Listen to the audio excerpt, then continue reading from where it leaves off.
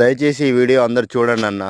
ఎందుకంటే ఏవేవో పనికిరాని యూట్యూబ్‌ల వీడియోలు చూస్తా ఉంటారు. దాని అర్థం పర్థం లేని వీడియోలు గూడా లైకులు కొడుతుంటారు. కానీ మా రైతులయి మాత్రం వీడియోలు ఎవరు చూడరు, లైక్ చేయరు, ఆదరణ అస్సలు లభించదు. మరి ఆ రైతులు ఏం పాపం చేసినో తెలవదు గానీ, ప్రకృతి అట్నే రైతులను నష్టం చేస్తుంది. ప్రభుత్వాలు నష్టం చేస్తాయి. ప్రతి ఒక్కరు రైతుని నష్టం చేస్తారు గానీ, వాళ్ళ బాధలు, కష్టాలు చెప్పుకోవడానికి ఒక యూట్యూబ్ లాంటి దాంట్లో గూడా ఎవరు సరిగ్గా ఆదరణ లేకపోతే ఎట్లా అన్నా? అందరికీ అన్నం గావాలి. అందరు తినడానికి అన్నం గావాలి. ప్రతి ఒక్కటి గావాలి గానీ, రైతుల బాధలు, రైతుల కష్టాల గురించి వాళ్ళు చేసే వీడియోలు మాత్రం ఎవరికీ అవసరం లేదన్నా. ఎందుకన్నా అంతగా ఏం పాపం చేసిర్రు రైతులు?